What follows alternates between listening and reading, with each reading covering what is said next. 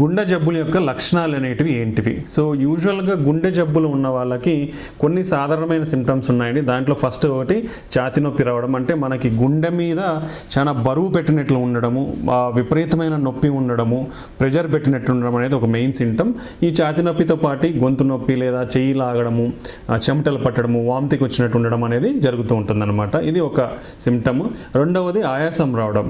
So particularly ఎవరికైనా ఊపిరి పీల్చుకోవడంలో ఇబ్బంది ఉన్నా, ఆయాసంగా ఉన్నా మేజర్గా హార్ట్ ప్రాబ్లం ఉండే అవకాశం ఉంటుంది. అంటే మన పంపింగ్ ఫంక్షన్ అనేది తక్కువైనప్పుడు కానీ, లేదా మనకు గుండె రక్తనాళాలు బ్లాక్ అయినప్పుడు కానివ్వండి, మన గుండె గదుల మధ్యలో ఉండే వాల్స్ లీక్ అయినా, బ్లాక్ అయినా హార్ట్ ఫెయిల్యూర్ అనేది జరిగి మనకి ఆయాసం అనేది వస్తుందన్నమాట.